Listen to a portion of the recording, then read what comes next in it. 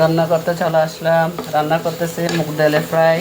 তো মুগ ডালগুলো ভালো করে ধুয়ে ভিজিয়ে রেখে দিয়েছিলাম 10 মিনিট। ভিজিয়ে রাখার পর এখানে দিয়েছি শুকনা মরিচ, পাঁচফোড়ন, আদা দিয়ে ভালো করে ভাজি করে নিচ্ছি। লাল লাল করে ভাজি হয়ে গেছে। এখন এর মধ্যে আমি জল দিয়ে দিব।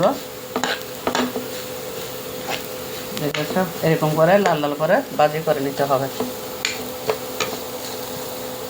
এটা হলো মুগ ডালের ফ্রাই, মানে মুগ ডাল বোনা বলে, ফ্রাই বলে। জল দিয়ে দিচ্ছি পরিমাণ মতন।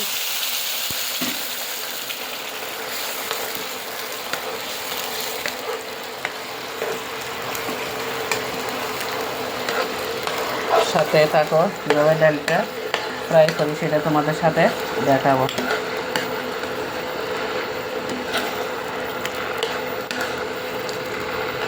ভাজির মধ্যে প্রায় হয়ে গেছে। যখন আমি ডালটা ভাজি করেছি তো এর মধ্যে অনেকটা হয়ে গেছে। দেখেছে, একদম নতুন ডাল, মুগ ডাল ভালো করে ফুটে যাবে। আমি এখানে আরও জল দিব।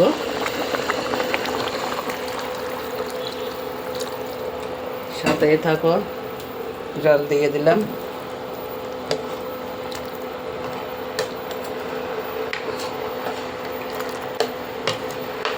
যখন হয়ে যাবে তখন দেখাবো।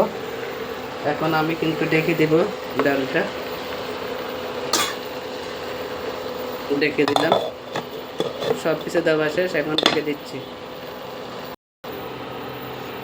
তো দেখি ডালের কি অবস্থা।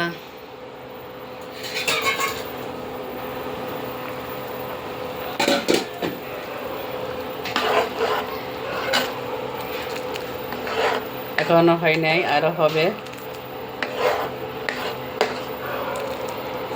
মুগ ডালে কিন্তু আদা, শুকনা মরিচ, পাঁচফোড়ন এগুলো দিলে কিন্তু মুগ ডাল ভালো হয়।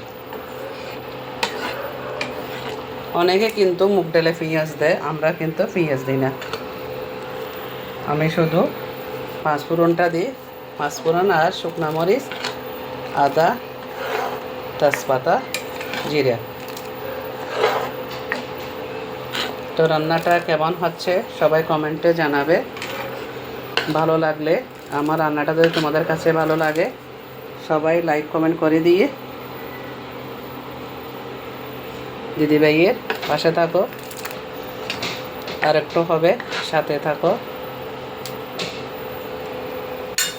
আবারও ডেকে দিচ্ছি। কমপ্লিট হয়ে গেলে তোমাদের সাথে শেয়ার করব। এখন আমি দিয়ে দিব জিরার গুঁড়ো।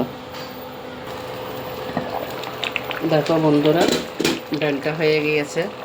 তো আমি এখন এর মধ্যে দিয়ে দিচ্ছি জিরার গুঁড়ো। জিরার গুঁড়ো দিয়ে দিলাম।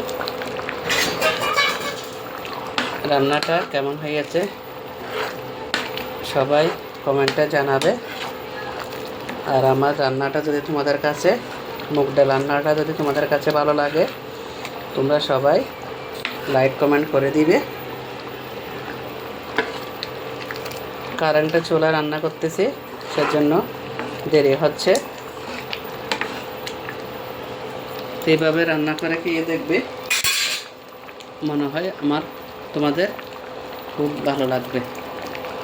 ঠিক আছে, সবার জন্য অনেক অনেক শুভকামনা রেখে আমি রান্নার ভিডিওটা এখানে শেষ করলাম। অন্য কোনো রান্নার ভিডিও নিয়ে তোমাদের সাথে যুক্ত হয়ে যাব। সবাই ভালো থাকো, সুস্থ থাকো, নিজেদের খেয়াল রাখো, দিদিভাইয়ের পাশে থাকো। ইউটিউব জিন্দাবাদ, ইউটিউব জিন্দাবাদ, ইউটিউব জিন্দাবাদ, ইউটিউব জিন্দাবাদ।